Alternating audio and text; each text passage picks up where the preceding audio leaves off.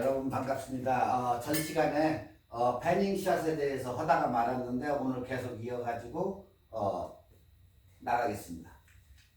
전 시간에 패닝샷을 할 때의 준비물과 장소 선정 그리고 카메라 설정 찍는 법까지 했기 때문에 그 다음으로 바로 넘어가서 셔터 스피드를 이제 얘기하는데, 이 셔터 스피드는 우리가 빠르면 어떻게 되죠? 정지 상태로 되죠. 빠른 상태는 자동차가 달려갈 때 그대로 정지된 상태로 하기 때문에 뭐 3000분의 1이나 8000분의 1초로 흔들림 없이 정지된 상태로 찍는 그런 상태가 되기 때문에 셔터 스피드가 낮으면 스피드감도 우리가 보통 셔터 스피드가 낮을 때 찍으면 어떻게 되죠? 사람이 흔들리죠. 그래서 일반 초보자들이나 이런 사람이 사진 찍을 때 자꾸 이 블러가 생긴다고 했죠. 전 시간에 배웠을 거예요. 핸드 블러와 모션 블러, 그거에 따라 가지고 손이 흔들리는 거는 우리가 핸드 블러라고 하고, 뒤에 모션이 움직이는 것은 모션 블러라고 한다, 그렇게 얘기를 했는데, 똑같이 여기서도 셔터 스피드가 굉장히 낮으면 이 블러가 생겨요. 그렇기 때문에 블러가 안 생기게 초수를 갖다가 8000분의 1초나 뭐 6000분의 1초나 뭐 3000분의 1초 이렇게 하면 블러가 흔들림이 없이 그냥 정지되는 상태로 사진이 그대로 찍히기 때문에 현장감이나 이런 아무 저거가 없어요. 그래서 패닝샷을 할 때에는 셔터 스피드를 아래로 내려가지고 이 흐르는 물처럼 이렇게 해주는 게 정상이기 때문에 셔터 스피드를 내린다, 이렇게 생각하시면 돼요. 그러니까 보통 이런 정도 되면 60분의 1초 아래 30분의 1초를 뭐 많이 하는데, 그 30분의 1초 아래로 해서 패닝 기법을 쫓아가면서 찍는다, 이렇게 생각하시면 돼요. 그러니까 패닝샷을 하기 위한 기본 세팅이 있는데, 기본 세팅은 무조건 초수는 30분의 1초, 15초 뭐 이런 식으로 하는데, 저 같은 경우도 이렇게 계곡물이 내려갈 때는 셔터 스피드를 15분의 1초로 해서 찍으면 이렇게 굉장히 유속감이, 물이 내려가는 게 유속감이 있고 이렇게 뿌옇게 이렇게 변하게 찍는 그런 스피드. 그러니까 여기는 지금 30분의 1초 아래로 설정을 해라 했는데, 보통 15분의 1초도 상관이 없기 때문에 일단은 셔터 스피드를 아래로 한다, 첫 번째. 두 번째, S모드 하면은 셔터 스피드 우선이죠. 그러니까 셔터 스피드 모드 설정을 해놓고, 그리고 조이개를 많이 조여준다. 조여준다는 얘기는 선명하게 사진을 얻기 위해서, 그리고 느린 셔터 스피드이기 때문에 그렇게 조여줘야 돼요. 자, 그렇게 되면 무슨 얘기가 나오냐면, 달리는 차를 찍었을 때 타야는 이렇게 굉장히 빠른 스피드감이 있게 돌아요. 그렇지만 동체는 서 있는 그런 경우죠. 자, 근데 문제는 배경을 어디에다 잡을 것인가, 그 찍는 자가 그 배경을 선정을 해줘야 되는데, 배경이 이런 식으로 이 벽처럼 이렇게 단조로운 데면 어떻겠어요? 밋밋하겠죠. 그래서 배경 구조가 복잡한데 단조로운 데를 선택을 하면 안 돼요. 흰색이나 이 계곡이나 이런 데 오면 꽃이나 나무 이런 게 없을 때에는 굉장히, 지금 보시는 바와 같이 이렇게 사진이 굉장히 배경이 없으면 단조로워요. 그냥 가는 의미만 있잖아. 그렇지만 여기에는 차가 이렇게 달리는데 트랙이 있을 때 뒤쪽하고 틀리기 때문에 굉장히 배경이 복잡할수록 효과가 극대화된다, 그렇게 생각하시면 돼요. 그러니까 여러분이 찍을 때는 항상 배경이 복잡하거나 나무가 이렇게 서 있다거나 그런 데를 이렇게 찾아가지고 그런 데에서 찍으시면 더 효과가 극대화된다. 반대로 아무것도 없는 데에서는 효과는 미미하다. 그래서 배경이 복잡한 데로 가서서 찍으시면 된다. 그렇게 생각하시면 돼요. 자, 밝은 낮에 셔터 스피드를 어떻게 낮출 수가 없어요. 비디오를 찍거나 비디오 전 시간에도 얘기했지만 비디오를 찍을 때 소니나 캐논이나 이런 고급형을 쓰시다 보면 안에 뷰파인더로 보고 있으면 깜빡깜빡 그래요. ND라고 해가지고 ND 필터를 갖다가 켜라. 그때에 온을 시켜준다거나 하면은 아니면 캐논 뭐 옛날 스타일들은 이렇게 렌즈 쪽에 이렇게 돌리면 돼요. 그러면 ND 필터가 딱 걸쳐지는 거죠. 자, ND 필터는 뭐냐? 우리가 눈이 부셔가지고 대낮에 눈이 부셔가지고 선글라스를 쓰죠. 보통 선글라스 개념으로 보면 돼요. 근데 ND 필터가 이제 이게 수치가 있어가지고 다 이제 컬러별로 더 그러니까 선글라스로 치면은 진한 색상을 좋아하시는 분이 있고 옅은 색상 이 색상에 따라 가지고 달라지는데 그 기호가 있기 때문에 이제 틀려지는 거예요 이게. 자, 근데 ND 필터라고 하면 지금 여기 보시는 바와 여러분이 보시는 것 같이 그냥 새카매요. 딴 저거가 아니고. 왜? 빛이 너무 많이 들어오고 대낮에는 어떻게 내릴 수가 없어요. 셔터 스피드가. 그러다 보니까 뭐예요? ND 필터를 갖다가 껴주면 내려가겠죠. 깜깜하니까.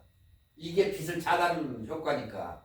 그래서 ND 필터를 갖다가 껴주는 거예요. 그러면 셔터 스피드가 확보가 되는 거죠. 그러면 그때 대낮이라도 깜깜해지기 때문에 셔터 스피드를 내려가지고 사진을 찍을 수가 있다. 그래서 항상 ND 필터 정도 한 개 정도는 구입해가지고 쓰면 굉장히 좋아요. 왜? ND 필터는 렌즈 조리개로 노출을 충분히 컨트롤하지 못할 때 항상 써요, 이걸. 그러니까 조리개를 아무리 조이고 열고 해가지고 셔터 스피드가 굉장히 높은데 그걸 갖다가 임의로 물리적으로 내리려면은 검게 해야 되기 때문에 검으면 일단 내려갈 거 아니에요. 우리도 어두운 데 가면 조리개가 더 열리죠. 똑같아요. 그렇기 때문에 컨트롤을 하지 못할 때는 ND 필터를 쓴다. 그리고 ND 필터는 피사계 심도를 컨트롤하기 위해 관광렌즈를 개방할 때도 사용해요. 그거 기억하시고 그 다음에 ND 필터는 숫자가 높을수록 노출이 감소한다. 네. 숫자가 높으면 높을수록 감소한다. 그러니까 숫자가 높아질수록 노출이 감소하는 건 뭐예요? 더 진한 선글라스를 낀다고 보면 되는 거예요. 그리고 ND 필터는 밝은 시간대에 장노출이라는 건 뭐라고 그랬죠? 시간이 셔터 스피드가 길어지는 거, 뭐 30초가 된다든가 뭐 50초가 이런 식으로 밑으로 내려갈 때 장노출이라고 하는데 장노출을 촬영할 때 밝은 시간에 장노출 찍을 때 ND 필터가 꼭 필요하다는 거. 뭐 폭포를 찍는 대낮에 해변가를 가가지고 찍는다고 장노출을 줘가지고 찍을 때 ND 필터가 필요하다. 자, ND 필터는 예전에도 항상 얘기했지만은 15초를 주고 이 계곡물을 갖다가 표현을 할 때 일반적인 계곡물은 그냥 내려가지만 뽀샤시하게 우유빛처럼 변해가지고 유속이 빠른 그런 스타일로 만들 때 지금 이 사진에도 나와 있지만 이렇게 바닷물이 자, 파도가 막 쳐요. 파도가 막 치는데 그 바닷물이 어느 정도 평평하게 찍으려면 이런 사진 만들 때 ND 필터를 쓰는 거야. 그리고 계곡물이 이렇게 역동적이게 내려오는데 그걸 갖다가 굉장히 빠른 유속이나 우유빛처럼 변하게 할 때도 ND 필터가 사용돼요. 이것은 항상 기억하셔야 돼요. 그렇다고 셔터 스피드를 굉장히 느리면 사람이라도 하나 누구 찍어주려고 하면 이것을 15초로 주면은 잘못하면 사람이 조금만 흔들려도 확 접어들기 때문에 차라리 ND 필터를 써가지고 찍는 게 굉장히 이렇게 멋있게 나와요. 아시겠죠? 그리고 뭐 대낮에 해변가에 가가지고 이렇게 파도 치고 웬만큼 이렇게 치고 할 때는 이런 식으로 옛날에 전 시간에도 얘기했듯이 파인아트 만드는 스타일로 이렇게 깨끗한 그 수면을 만들 때 이 ND 필터를 쓰면 지금 보시는 바와 같이 파도 치는 게 없잖아요. 깨끗하잖아요. 이런 식으로 해서 평평하게 만든다.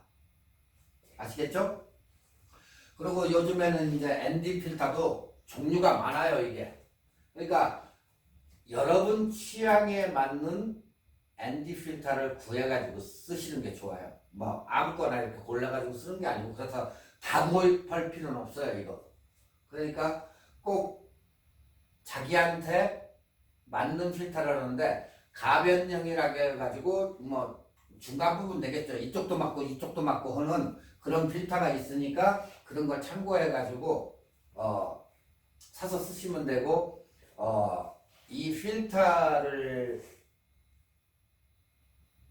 이베이나 뭐 아마존이나 그리고 뉴욕에 있는 뭐 B&H나 LA의 뭐 세미캐메라나 이런 데에 웹사이트에 가가지고 필터를 일단은 가격 비교해가지고 가변형을 사면 그래도 저렴하게 사가지고 뭐 너무 어둡지도 않고 너무 밝지도 않은 그런 가변형을 사가지고 쓰시는 게 여러분한테는 좋아요. 그러니까 ND 필터가 흐는 그것을 갖다가 아시면 돼요. 자, 렌즈의 조리개를 충분히 컨트롤하지 못할 때 ND 필터를 쓴다. 두 번째는 피사계 심도를 컨트롤하기 위해서 광광 렌즈에서 개방할 때 쓴다. 그 다음에 세 번째는 숫자가 높을수록 노출이 감소한다는 거.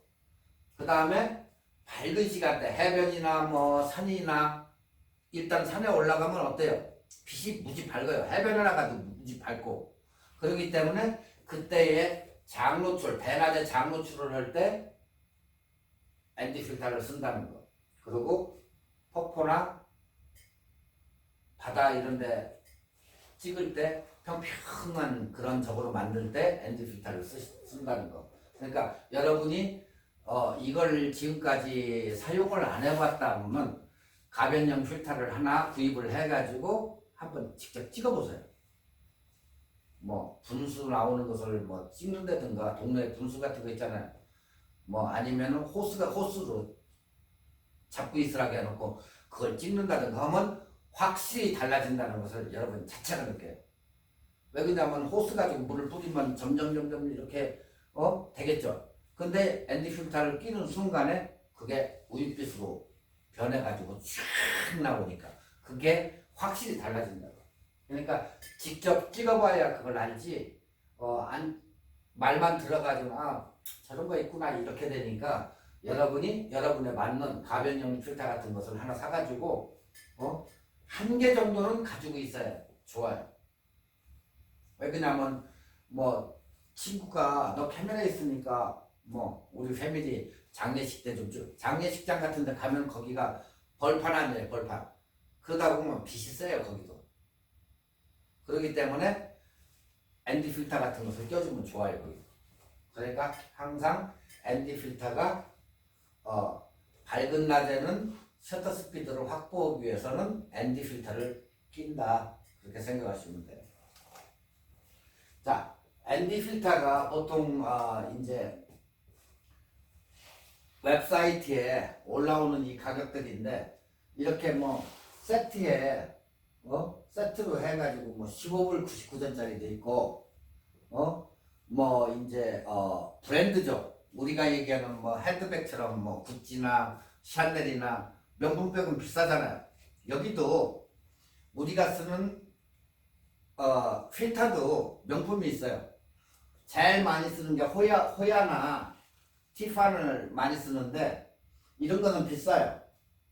UV 필터 하나에도 어떤 것은 120불씩 가니까 그래도 좋으니까 쓰는 거예요. 근데 뭐 그다지 일반 사람들이 쓰는 데는 그다지 별 차이가 없으니까 좀 저렴한 거 써도 되고, 만약에 나는 좋은 거 쓸래 하시는 분들은 그냥 써도 돼요. 77mm 호야 같은 거, 호야도 굉장히 명품 중에 하나인데 호야 같은 것은 199불이에요. 그리고 호야도 이제 58mm 작은 사이즈 이런 것은 21불, 12불, 114불, 77mm. 77mm는 구경이 큰 거죠. LNG 같은 거 이런 식으로 해서 비싸니까 거기에서 하고, 이제 내추럴 이 덴시티 이 저거 차트를 보면 이렇게 덜 밝을 때 조금씩 밝아지는데 렌즈의 옆에 보면은 필터에 그 수치가 있어요. 수치를 보고 사는 건데 지금 보시는 바와 같이 이렇게 해변가를 찍었는데 어느 정도 하늘이 파랗게 나오고 할 때에는 약간 올려가지고 하고 그때부터 점점 어두워지는 거예요. 이렇게 아시겠죠? 그러니까 수치가 올라가면 올라갈수록 어두워진다는 거. 그리고 지금 보시는 바와 같이 이렇게 해변가 가에 돌이 있는데 암석이 있는데 파도 빡빡 치고 하면 물이 튀고 그러죠. 우윳빛 물도 생기고. 근데 ND 필터를 끼지 안 하고 찍었을 때는 이렇게 원래 우리가 눈하고 보는 그 수치가 그대로 똑같아요. 그렇지만 ND 필터를 끼고 찍으니까 어떻게 변해요? 우윳빛처럼 변하죠. 물이. 그리고 파도 치는 저기가 잠잠해지죠. 어느 정도는. 그래서 호수나 이런 게 굉장히 깨끗하게 만들 때 ND 필터를 쓴다는 거. 지금 이 사진 같은 경우도 ND 필터를 껴가지고 찍으니까 어때요? 파인아트나 이런 데처럼 손으로 꼭 만든 것 같이 이런 식으로 나오는 거예요. 네. 지금 여기도 보시면 구름이 어떻게 돼 있어요? 구름이 뭉게뭉게해서 뭉게구름인데 ND 필터를 끼니까 완전히 수채화 구름처럼 변해버리잖아요. 이런 식으로 변한다는 거예요. 그러니까 ND 필터의 굉장히 중요한 그런 점이에요, 이게. 그러니까 티판 같은 77mm 워터 화이트 글라스 풀 스펙트럼이라 해가지고 IRND 1.2 필터예요. 1.2. 그게 89불이에요. 그러니까 스텝으로는 4스텝인데 그게 필터를 꼈을 때는 이런 식으로 이렇게 변해요. 그리고 안 꼈을 때는 이런 식으로 나오고. 그러니까 이게 한 89불 정도, 현재 가격이 89불이에요. 그러니까 이것을 사가지고 한번 써봐도 굉장히 좋을 것 같아요. 무난한 저거니까. 그리고 이렇게 하늘에다가 맑은 날 이렇게 보면 이게 컬러도 이렇게 변해요. 그러니까 사진을 조금 색다르게 예쁘게 여러분들이 찍고 싶다 했을 때는 한번 트라이 해볼 만해요. ND 필터를.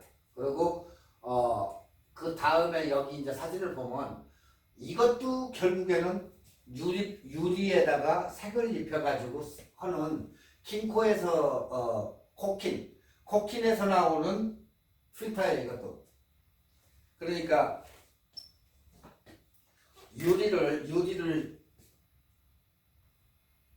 이런 식으로 해가지고 작아진 건데 반절은 빨간색, 그리고 이제 엷어지겠죠. 그 다음에 주황색, 그 다음에 빨간색 이런 식으로 돼 있어요. 그러면 렌즈 구경 앞에 그 필터에다 끼는 저기에다가 나사산에다가 껴놓으면 여기에 이런 식으로 되는데 요거를 갖다가 여기다 끼는 거예요. 그러면 이렇게 되겠죠. 앞에 렌즈 앞에. 그러면 하늘을 만약에 파란색 계통을 갖다가 하늘을 강조하고 싶다 하면 끼면 이렇게 되겠죠. 위만 파란색이 되겠죠. 그죠? 그러면 하늘은 어떻게 돼요? 스카이는 파란색으로 변해가지고 더 파랗게 나오겠죠. 선명하고. 자, 근데 바다를 찍을 때 그냥 그대로 돌리면 돼요. 그럼 반대로 되고 여기는 깨끗하겠죠. 위는 깨끗이 나오고 호수나 이런 것은 또 파란 적으니까 더 파랗게 나오겠죠. 그래서 돌려가지고 이렇게 쓸 수 있게 이런 식으로 해서 유리에다가 코팅을 해가지고 이게 뭐 코팅을 어떻게 하느냐에 따라 가지고 비싸져요. 그래가지고 코팅을 해가지고 나오는 코킨이라고 있어요. 코킨을 살 건데 이마직석 돼요. 그거 사면. 그래가지고 거기다가 이렇게 껴가지고 렌즈를 돌려가지고 위아래로 해가지고 이렇게 쓸 수 있게 옆쪽을 뭐 하고 싶다면 옆쪽에다 놓으면 되겠죠. 이런 식으로 해가지고 쓰는 필터도 있다는 거. 그리고 이제 소니 같은 경우는 RX 100M5 그게 ND 필터가 기본이에요. 기본. 그러니까 소니는 보통 RX 100MS5를 사가지고 끼면 돼요. 지금 문제 우리 지금 제가 거의 하는 것은 제일 무난하고 프로페셔널들이 많이 쓰는 캐논 카메라에 대해서 거의 거기다 맞춰가지고 얘기하는 거기 때문에 항상 제가 얘기하죠. 카메라 3개를 갖다 놓고 이렇게 보면 나이콘은 사진이 찍히면 굉장히 센서티브하게 이렇게 찍히고 그 다음에 중간 레벨로 해서 소니 파란색도 아니고 붉은 컬러도 아니고 중간이 소니고 화감이 좋게 나오는 이 사람 인물이나 이런 화감을 좋게 만드는 건 캐논이다. 그래서 웬만한 작가들이 캐논 카메라를 많이 쓰는 이유가 바로 거기에 화감이 좋기 때문에 그렇게 쓰고 하나의 단점은 캐논 카메라는 바디가 그렇게 강하지가 않다. 뭐 충격을 준다든가 하면 뭐 렌즈가 뭐 어느 카메라고 그렇지만 렌즈는 안에 이 플라스틱으로 되어 있기 때문에 핀이 나가요.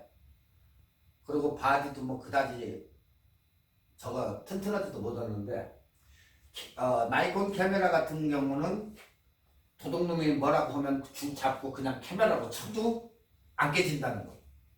그 정도로 튼튼하게 만들어요. 나이콘은.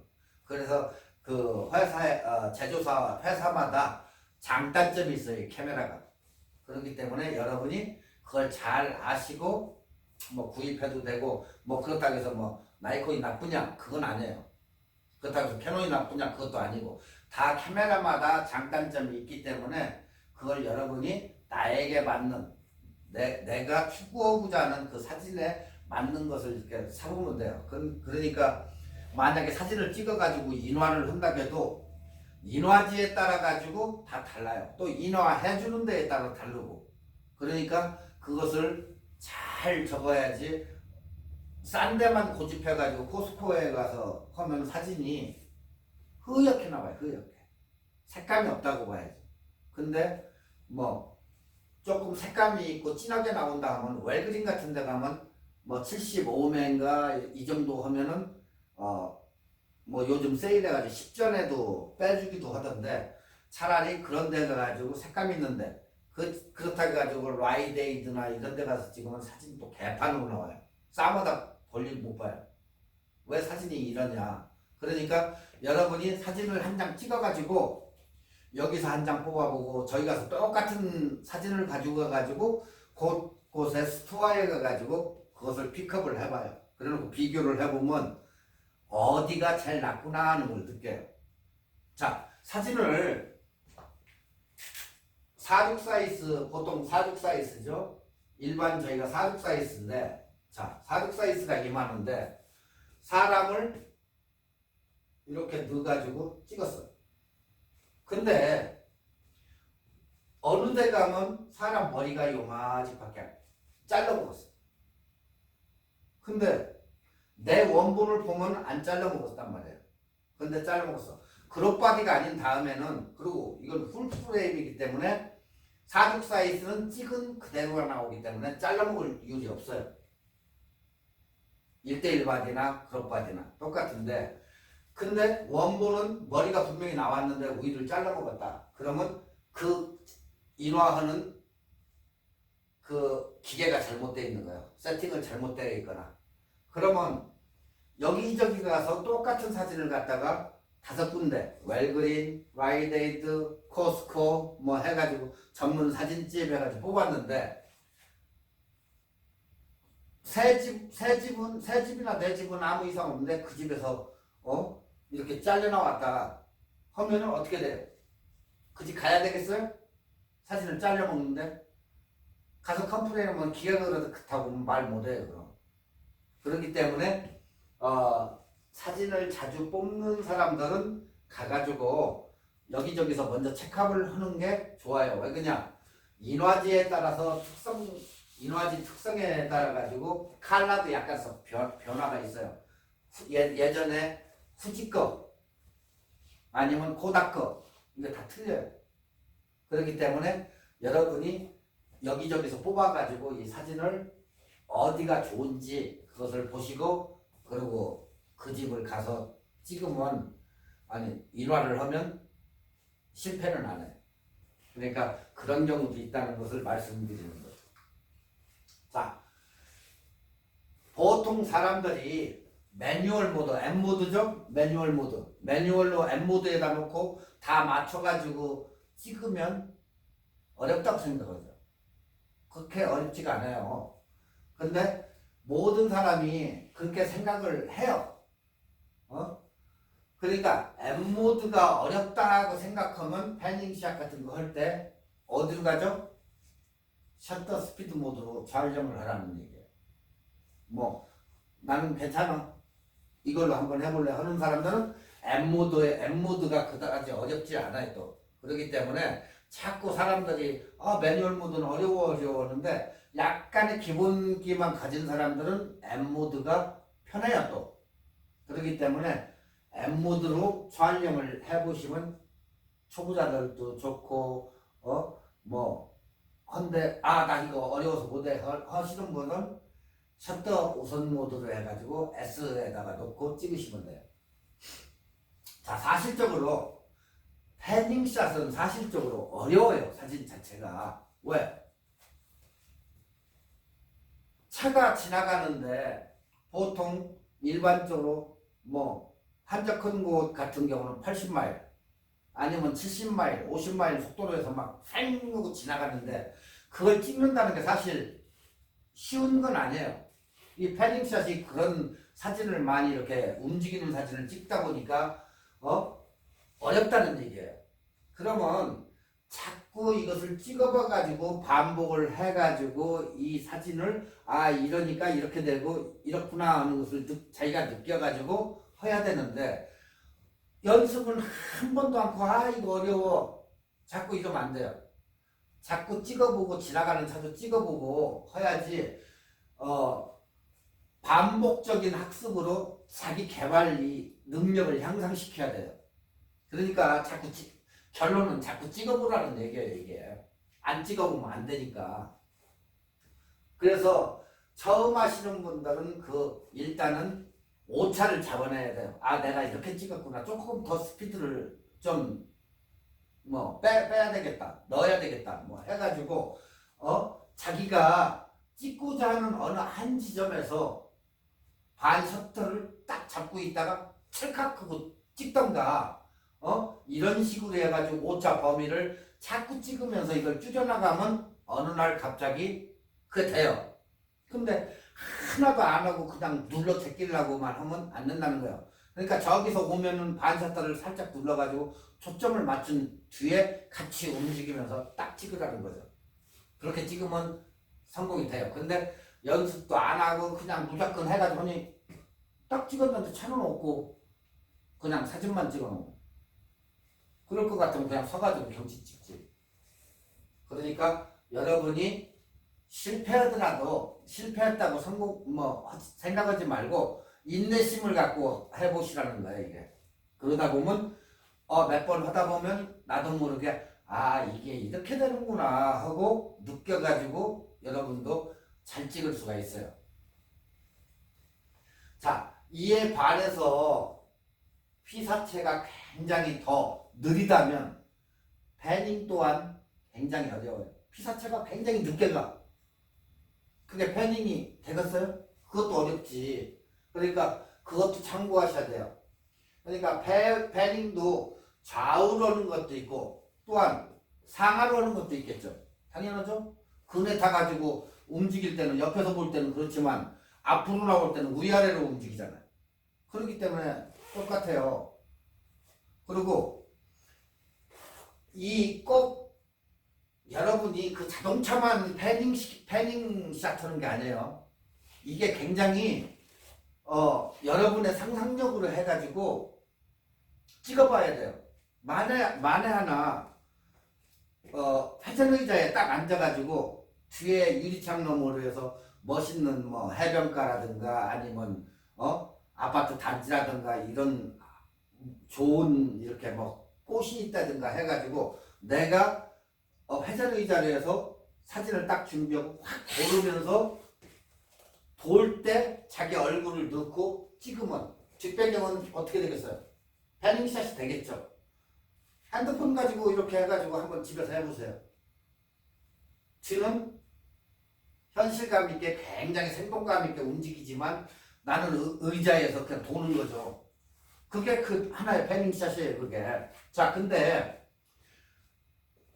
이런 것은 지금 위아래로 흔드는 거예요. 근데 나는 잘 나오고 뒤는 흔들려가지고 이렇게 나오는 이런 식으로도 만들 수 있고 지금 원으로 하면서 찍었는데 발 쪽은 깨끗이 잘 나오고 나머지 낙엽이나 이런 것들은 굉장히 스피드감이시 이런 식으로 변한다는 얘기예요. 그러니까 이게 패닝이라고도 하고 줌밍이라고도 하고 줌밍 잡아당긴다는 거죠. 느렸다 이거 줌밍 지금 이게 줌밍이에요. 사람은 감이 있는데 이게 움직였죠. 이 줌밍이라고 하는데 그러니까 우리가 자동차 핸들을 갖다가 앞으로 당기면서 위로 올린다든가 내리는 거 틸팅이라고 하죠. 자, 위아래로 흔드는 사진 카메라는 틸팅이라고 해요. 틸팅. 그 이름이. 그 다음에 앞뒤로 잡고 다니는 것은 어떻게 해요? 줌밍이라고 해요. 줌밍.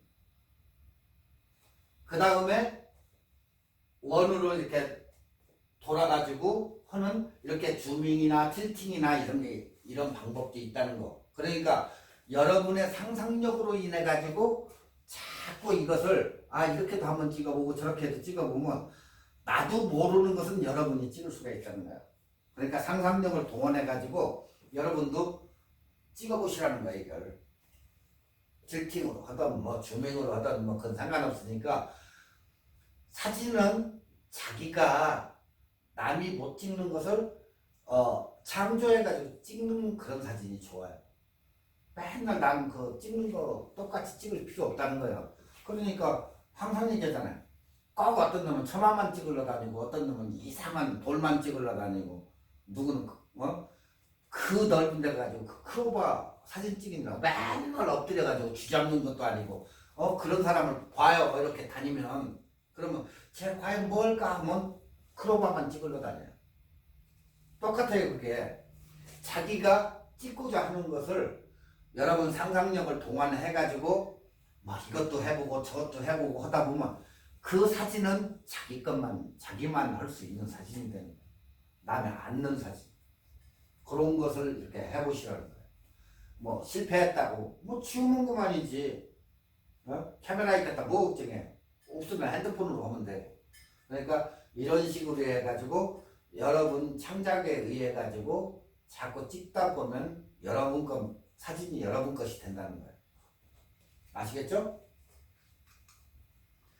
자, 지금까지 이제 패닝샷에 대해서 이제 누누이 얘기했는데, 직접 찍으면서 패닝을 창의적으로 만드는 사진을 찍어봐야 된다. 아까 얘기했죠? 뭐, 의자에 앉아가지고 찍어보고 해가지고 뭐, 경기하는 데 가서 찍던 뭐 해가지고 이런 식으로,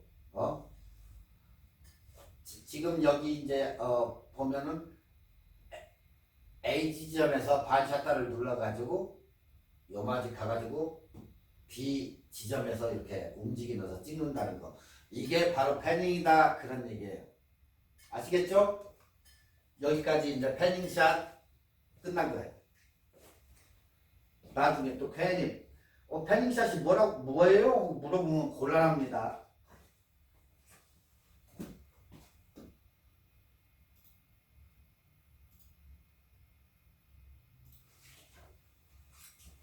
자, 이제 인물 사진을 하기 위해서는 일단은 인물 사진에 대한 렌즈가 뭐가 있을까?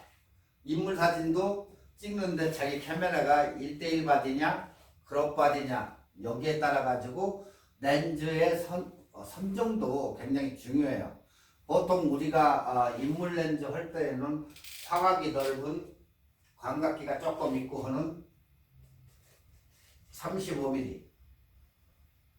그죠? 35. 그 다음에 50mm.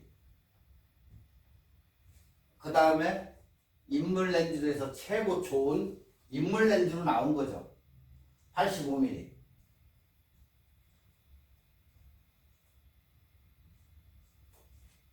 이게 대표적인 렌즈인데 35, 50, 85가 인물 렌즈로서는 최고의 좋은 렌즈들이에요. 그러니까 자기 카메라가 풀바디냐, 그러니까 풀바디 하면은 6D, 그 다음에 5D, 그 다음에 X 시리즈 해가지고 이제 위로 올라가가지고 하는데 아래쪽으로는 7D 이런 것은 다 뭐예요? 그룹바디죠. 그룹바디는 여러분 뭐 지금까지 배우셨겠지만 1.6 정도 사진에 1.6 정도 잘라 먹는다는 거. 1.6. 그러니까 내가 그룹바디를 사용을 한다고 했을 때에는 내가 실물을 보는 것보다 1.6을 잘라 먹는다는 거. 그룹바디는. 그 대신 1:1 바디, 풀바디는 내가 찍고자 하는 그것이 그대로 이렇게 나온다는 거. 그 차이가 틀려요. 그러니까 비싸겠죠? 센서가 그만큼 들어가니까. 그래서 카메라 값은 센서에 비례한다. 그렇게 봐도 무방하다. 네, 센서에 비례한다. 자,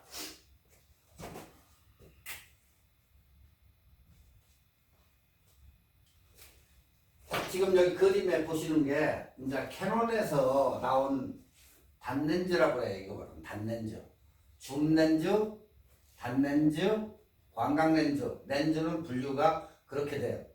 광각렌즈는 볼록 렌즈가 튀어나와 가지고 화각이 이렇게 넓어진다는 얘기예요. 그 대신 사물이 왜곡이 된다는 얘기고, 단렌즈들은 평평하면서도 어느 정도 우리 눈에 실물적이게 찍힐 수 있는 거. 그리고 멀리 있는 걸 잡아내는 큰 줌렌즈. 그 대신 화각이 어때요? 딱 정해져 있죠, 그건. 네. 그래서 넓게 찍히고 와이드가 되고, 그 다음에 일반적으로 뭐 똑같고, 그 다음에 찍으면 줌렌즈 같은 경우는 어떻게 돼요? 확대가 되죠. 확대가 된다, 이건. 그러니까 멀리 있는 사람을 크게 확대를 시키려면 줌렌즈를 쓰는 게 좋고, 이것도 저것도 아닐 때는 여기에서 뭘 사용하죠? 뭐 24에 70mm 언더렌즈를 사용하는 거야 이제. 이 세 개를 하면 24에 70mm 오면 거의 다 들어가잖아요. 하나 가지고 한 렌즈 가지고 저거 꼭 여기에서 얘기하는 사람이 있어요. 24에 70mm를 샀어. 어느 분이 24에 70mm를 샀는데 그러면 24에 70mm인데 50mm를 24에 70mm를 갖다가 50mm를 놓고 찍었어요. 자, 근데 이 가운데 있는 50mm짜리를 찍었어. 또 50mm짜리를 사가지고 50mm를 찍었어. 그러면 이거 50mm 대와 이거 50mm 대와 사진이 같습니까? 어느 게 낫습니까? 그렇게 꼭 물어보시는 분들이 있어요. 처음 사진을 접한다거나 이런 사람들은 육안으로 구별을 못해요. 거의 습해. 어디서 문제가 일어나느냐? 확대를 해보면 원본을 갖다 크게 확대를 해보면 물방울 입자가 틀려져요. 약간씩은.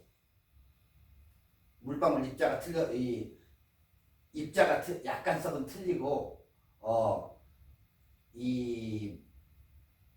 나중에 한번 다시 여기에 대해서 설명하는데 일단 사진은 똑같다.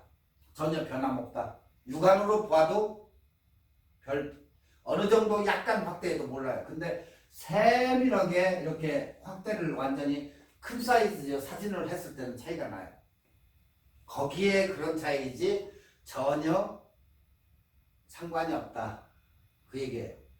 그 대신 이제 L렌즈와 일반 EF 렌즈 중에서도 이제 이렇게 요 테두리가 지금 노란초 여기 노라는데 이게 기본적인 렌즈인데 L렌즈 고급 렌즈죠. L렌즈는 빨간색으로 표시가 돼요. 캐논을 얘기하는 거죠. 빨간색으로 표시되는데 L렌즈들은 고가의 렌즈예요. 그리고 이 인사이드의 렌즈의 구분이 달라요. 뭐 18개를 넣었으면 18군에 뭐 몇 렌즈 이렇게 나가는데 이 렌즈가 다르고 이게 뭐 울트라소닉 저거를 모터를 넣느냐 뭐 이 모터에서도 틀리고 해서 이런 것은 가격이 싼 거예요. 아시겠죠? 이게 가격대가 그게 있어요. 그렇다고 뭐 이게 사진이 안 찍히냐? 그건 아니에요. 그렇기 때문에 항상 그거 기억하고 계시면 돼요. 그리고 언더렌즈나 단렌즈나 찍을 때는 똑같다. 거기서 거기다 우리 육안으로 볼 때에는. 그러니까 너무 거기에 신경 안 쓰셔도 돼요. 어떤 사람은 그런 얘기를 해요. 내 카메라에다가 이런 거 붙이고 다니면 쪽팔린다. 결혼식장 같은 데 가가지고 그 조그마한 걸로 이렇게 찍으려면 쪽팔리지 당연히 좀 큼직하고 그 대신 자기가 사용하기가 무거워요. L렌즈들은. 여성분들 같은 경우는 손이 잘못하면 덜덜 떨려요. 카메라도 무겁지만은 렌즈 그 무게가 있어가지고 왜? 비싸니까 그만큼 좋게 만들다 보니까 수치를 잡아놔야 되니까 이게 안에가 많이 들어가요. 수치를 잡기 위해서. 근데 이런 것은 간단하게 렌즈가 이렇게 많이가 안 들어가니까 굉장히 가벼워요. 그러니까 중량감이 장난이 아니다. 렌즈들은. 그래서 카메라 수치를 더 좋게 만들기 때문에 가격이 더 비싸다는 거죠. 그렇지만 찍는 데는 이런 것도 아무 쪽팔려 할 거 없어요. 이것도 잘 나오니까. 굳이 사람들이 괜히 좀 그래서 그러는데 전혀 그런 생각 가질 필요 없고 사진만 잘 찍으면 돼요. 그런 거 신경 쓰지 마세요. 자, 35mm 카메라. 이게 베스트셀러 인물 렌즈의 베스트셀러예요.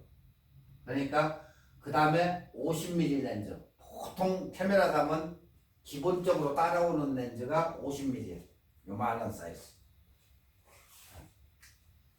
그러고 나서 85mm. 여친 렌즈라고 하죠. 우리가 여자들한테 찍어주면 뿅 간다 해가지고 여친 렌즈라고 그래요. 85mm.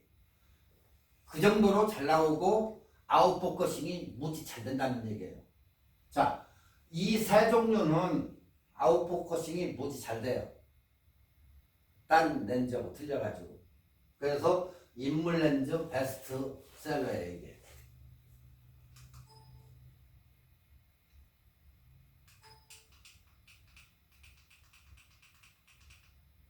자, 지금 여기 보시는 여러분이 24mm, 35mm, 50mm, 85mm예요, 이게. 이것은 아까 본 일반 렌즈하고 틀려서 이게 이제 빨간색으로 표시된 이게 L렌즈들이에요. 일단 보기에도 묵직하고 크잖아요. 비싸잖아요. 고가의 렌즈들이에요, 이거. 그러니까 보통 1000불대에서 2000불대라고 보시면 돼요. 이런 거 하나 1600불, 1800불, 2000불 하니까 항상 L렌즈들은 비싸다. 자, 지금 현재 파는 게 EF 24mm짜리는 일반용이 549불 정도 팔아요. 캐논 24mm는 L렌즈가 1549불이에요. 그렇게 하고 RF 굉장히 좋다겠죠. 매크로드 돼요. 이건 접사 같은 데는 굉장히 좋은데 나온 지가 얼마 안 돼가지고 490 베스트바이에서 500불이에요. 500 알리시게 500불 1점 뺀다고 쳐도. 그러니까 여러분이 렌즈를 사가지고 35mm에 금상첨화죠. 이런 거 사면 또 왜 매크로가 되니까 이게 접사 같은 거, 꽃 같은 거 찍을 때는 되니까. 그래서 35mm지만 이중성 있게 잘 찍힌다는 사진 저거예요. 그 다음에 지금 이제 35mm, 24mm 봤는데 35mm는 RF 시리즈하고 그 다음에 EF 35mm 35mm인데 549불이에요. 그리고 35mm는 L렌즈는 1400불. 그리고 이제 50mm로 넘어가면은 50mm는 L렌즈가 1300불. 50mm는 350불. 싸요, 이거 50mm짜리가. 저도 예전에 있었는데 없어가지고 최근에 하나 샀는데 거의 400불 정도 플러스 텍스하고 뭐 필터 사고 하니까 400불 정도 드는 것 같아. 그리고 여친 렌즈 85mm는 똑같아요. 싼 거니까. 근데 위로 올라가가지고 이제 85mm L렌즈 보면은 .4와 .2가 있어요. 두 개. .4짜리.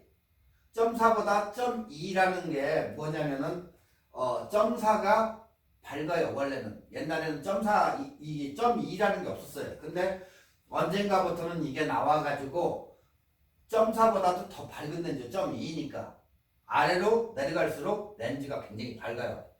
렌즈가 밝으면 셔터 스피드도 더 많이 나오겠죠. 당연히 렌즈가 밝으니까. 그래서 85mm .4가 1500불 그리고 .2짜리는 1400불. 이건 아울렛에서 나온 가격이에요. 더 비싸요. 그러니까 이런 식으로 가격이 형성되어 있다는 거예요. 이걸 뭐 꼭 굳이 사라 그 얘기가 아니고 요런 정도라는 거예요. 요런 정도. 인물 렌즈에 적합한 24, 35, 50, 85 이렇다는 거. 아까는 여기에는 없었지만 24mm 광각기가 있는 24mm가 포함이 되어 있죠. 여기. 자, 당연히 비싼 게 좋아요. 우리가 얘기할 때 항상. 그죠? 왜 비싸겠어요? 똑같은 렌즈를 비싸게 받아먹나? 그건 아니잖아요. 그렇지만 싼 렌즈도 가격 대비 성능이라는 거예요. 네. 싸고 성능이 좋으면 그보다 더 좋은 거 없어요. 이 렌즈는. 그렇기 때문에 렌즈의 특성을 잘 알아보고 사시면 더 좋다. 자, 35mm는 아까 얘기했듯이 렌즈가 약간 볼록 튀어나왔기 때문에 화각이 좋다는 거. 그죠? 화각이 좋겠죠. 눈도 턱 튀어나왔으면 거기 어안 렌즈라고 하죠. 광각 렌즈는 턱 튀어나왔으면 이렇게 보이는 게 넓게 보여요. 네. 근데 50mm 같은 것은 스탠다드, 이게 원래는 47mm가 스탠다드 정상이에요. 근데 우리가 통칭으로 해가지고 부를 때는 알기 쉽게 50mm다 이렇게 얘기를 해요. 원래는 47mm가 정상이에요. 근데 보통 50mm로 통칭하는 거죠. 자, 우리가 왜 표준 렌즈라? 내 눈으로 보는 것과 얘가 보는 것도 거의 근사하다 해가지고 50mm를 갖다가 표준 렌즈로 잡는 거예요. 그러니까 내 육안으로 보는 거나 얘로 보는 거나 스피하다. 50mm는 중간으로 해서 표준이다. 근데 얘는 단렌즈이면서도 망원기가 있어요. 85mm는 인물 렌즈이면서. 그래서 이렇게 지금 사진 찍은 걸 보면은 어때요? 넓게 잡으니까 많이 들어가죠. 많이 들어갔잖아요. 그 대신 화각이 좋으니까 많이 들어가는 거예요. 근데 표준 렌즈로 보니까 얘는 아까 이 산도 보이고 했는데 산이 약간 썩 잘리면서 어때요? 우리가 눈으로 봤을 때는 이렇다는 거예요. 그렇지만 얘는 옆으로 퍼졌기 때문에 어느 정도의 화각이 더 많이 들어온 거고 85mm로 딱 찍었더니 다 잘려나가고 고마지만 나왔죠. 망원기가 있는 거예요. 약간. 그러니까 잘려나가는. 그러니까 단 초점 렌즈에서는 35, 50, 85가 그냥 가성비 좋고 싸고 인기인 렌즈예요. 이게 꼭 L렌즈 아니라도 최소한 이 두 개는 만약에 뭐 인물 렌즈로 해가지고 나 85mm 험한 85mm를 갖던 아니야 난 표준 렌즈가 필요해. 이거 다 필요 없어. 그럴 때는 요거 나는 경치 사진도 찍어야 돼. 인물도 좋지만 할 때에는 35mm를 선택해 가지고 양쪽 다 써도 무방하다는 거지. 자, 이제 예전에는 없던 게 이제 들어가 있는 거예요. 예전에는 35mm의 F2 IS USM이 IS가 뭐라고 그랬죠? IS 스테빌라이저 시스템. 손 블러, 핸드 블러. 이것을 방지하기 위해서 IS를 넣는 거예요, 여기다가. 그러면 손을 약간 흔들어도 약간 떨려도 얘가 탁 잡아주는 거예요. 그러니까 지금 글라스 몰드 비구면 렌즈라고 하는데 이 뒤쪽에 있는 거 렌즈 쪽 바디 쪽에 껴져 있는 게 지금 8군이라고 그랬어요. 8군 신매의 렌즈라고 이제 부르는데 8군 어떤 때는 12군 렌즈 살 때마다 그게 다른데 뭡니까? 여기 들어간 렌즈를 8군 1, 2, 3, 4, 5, 6, 7, 8 8매 그리고 이 렌즈에 몇 개가 들어갔느냐 그거예요. 렌즈 구성에 따라 가지고 8군, 12군 뭐 이렇게 나눠지는데 이 렌즈가 왜 이렇게 많이 들어가느냐 아까 얘기했죠. 그 수치 정확한 수치를 어느 정도 잡아주기 위해서 렌즈 안에를 보면 이런 식으로 해서 들어가요. 거기 플러스 울트라소닉 모터가 탁 누르면 탁탁 움직이게 모터가 여 속에 울트라소닉 모터가 들어가 있는 거예요. 그러니까 원래는 요마직인데 원래는 요마직인데 그라스몰드 비그맨 렌즈라고 해서 한 매가 더 들어가 있는 거예요, 여기에. 이게. 그러다 보니까 한 매를 더 넣으면서 색수차하고 색수차를 보정해가지고 고화질을 해내는 거예요, 이게. 그래서 한 매가 더 들어가 있는 거예요.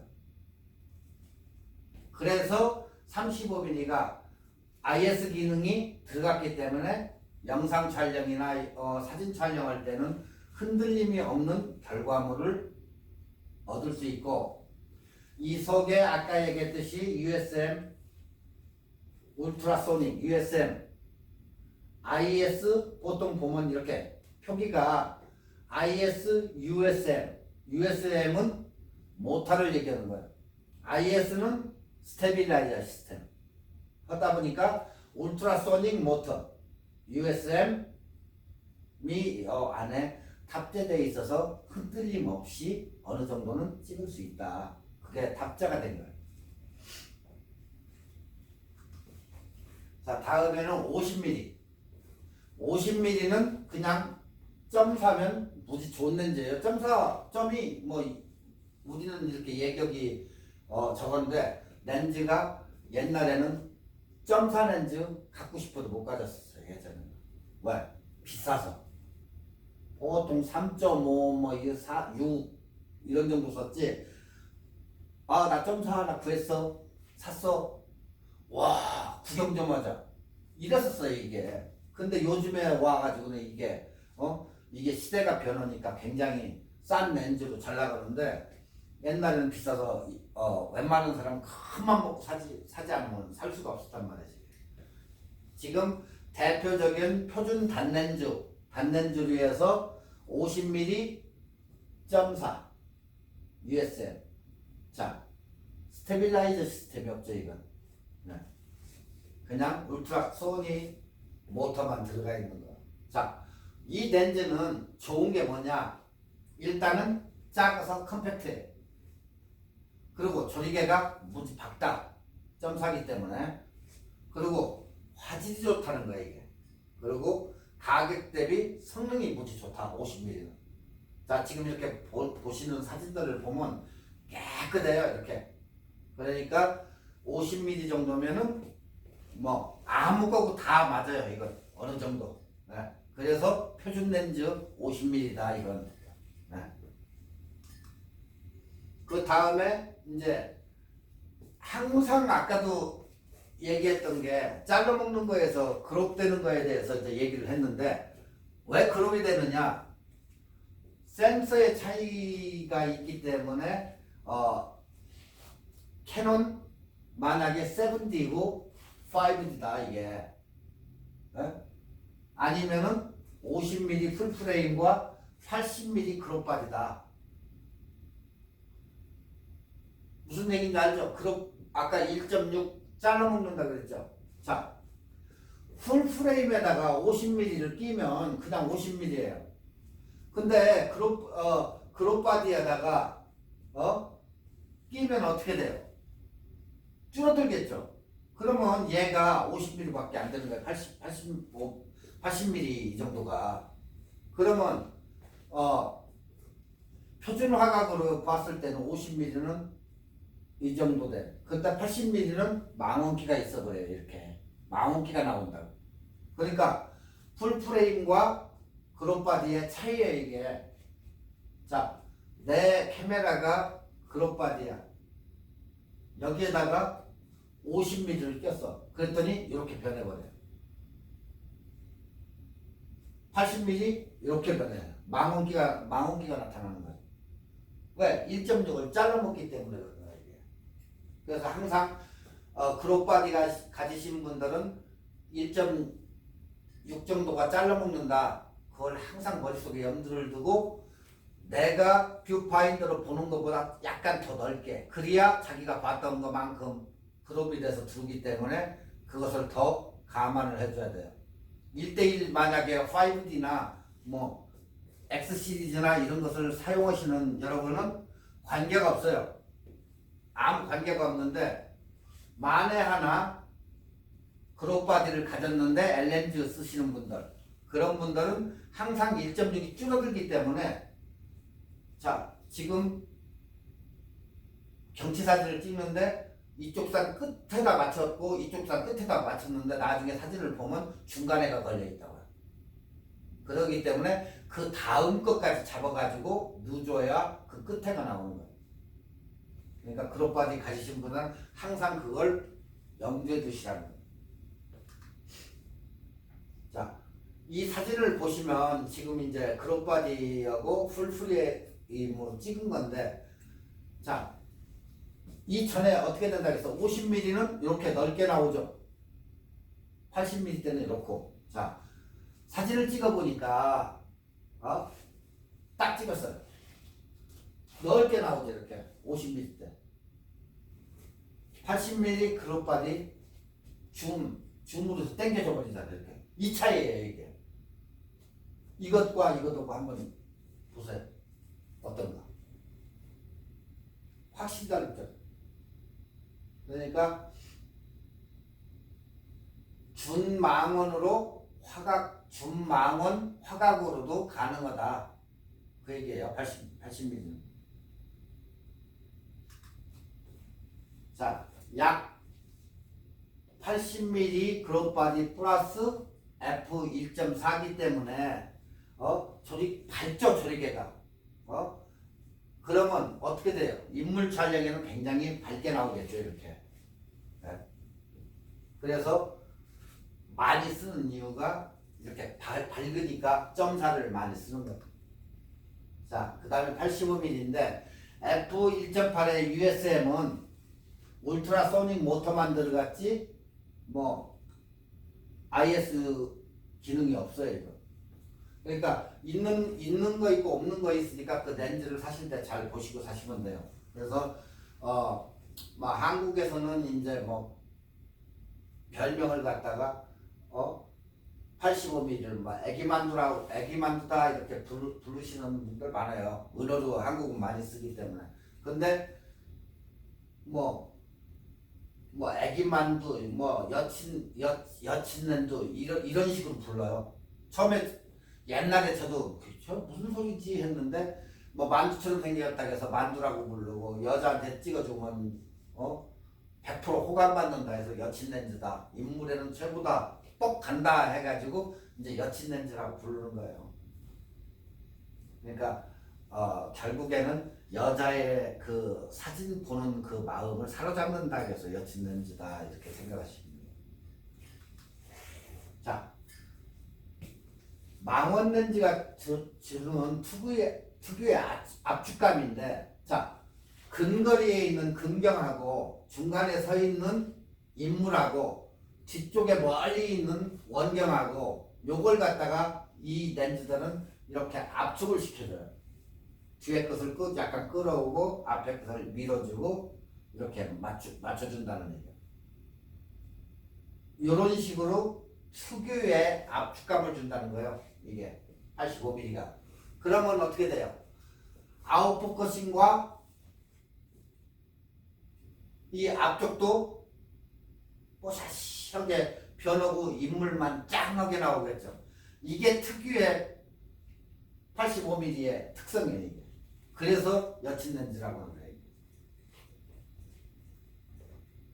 옛날에 기존에 만약에 지금 저렇게 서 있다고 쳤는데 딱 찍어보니까 딱 압축을 시켜가지고 이 얼굴만 짱하게 이렇게 나오면 얼마나 멋있어요. 그래서 얘기하는 거예요.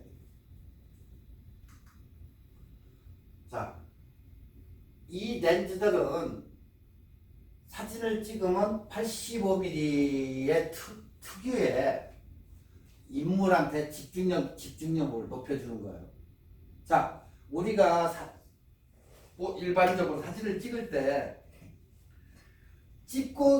찍히지 않은 피사체의 그 사람한테의 만족감, 나도 만족감을 느끼겠지만 내가 찍어서 그 상대방 모델한테 만족감을 100% 주는 렌즈들이라는 거예요, 이게.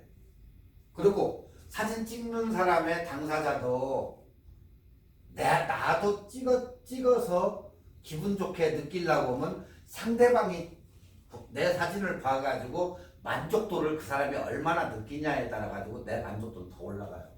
아 찍어줬는데 그저 그러니까 뭐 얘기도 않고 하면 죽으라고 찍어줬는데 이러네 이렇게 나와요.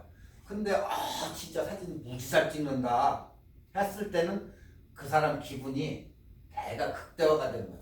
그러면 나중에 안 찍으려고 해도 자꾸 오라고 찍어달라고. 네. 이런 렌즈들은 인물에 대한 집중력을 굉장히 강조시킨다. 85mm, 50mm. 네?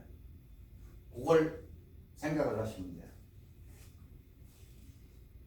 자, 기본 줌 렌즈가 우리가 그냥 일반적으로 쓰는 렌즈들이 좀 지겹다 할 때는 내가 색다른 사진을 찍고 싶다 이렇게 느낄 때가 있으면은 이런 렌즈 보통 딴 것만 쓰다가 이런 렌즈가 없을 때 보통 우리가 출사 나가면은 경치 같은 거 찍으려고 하면 보통 35mm 많이 써요.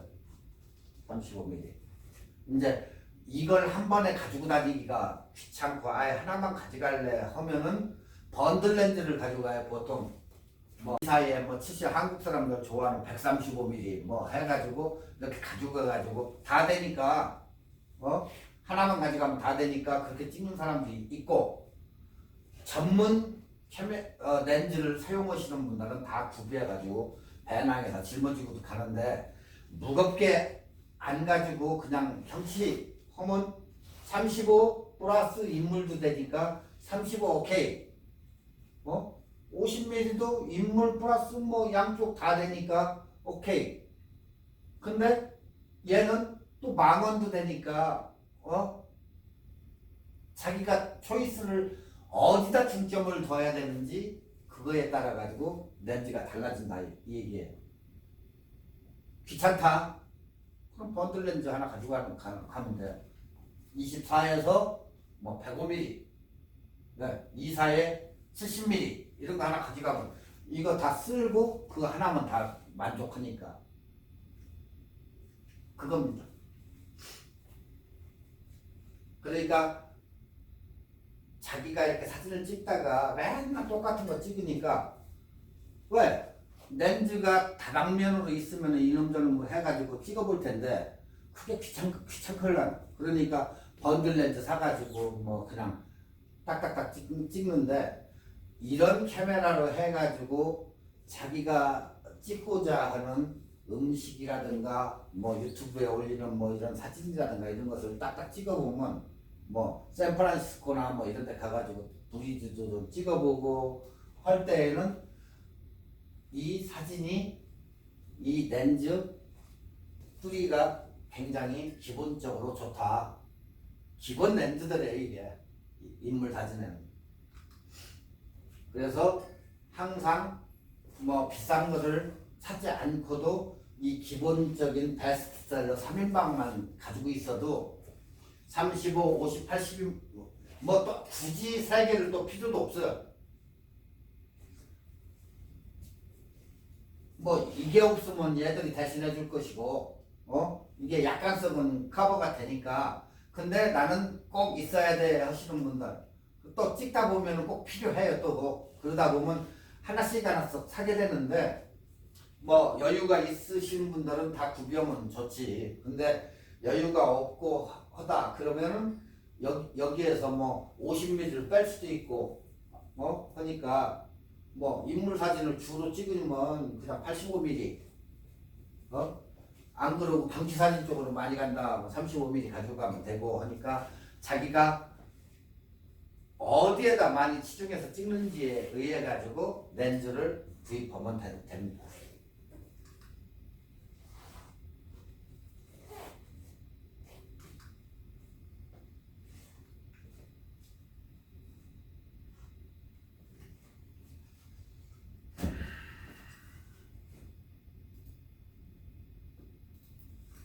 뭐 오늘도 시간이 다 됐는데 오늘 여기까지만 하고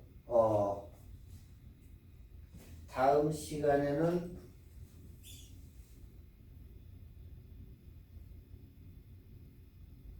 접사의 도구 접사 쪽이나 임무를 딴 것을 조금 더 하던가 할 테니까 그렇게 하시고 오늘은 여기까지 만나겠습니다. 수고하셨습니다.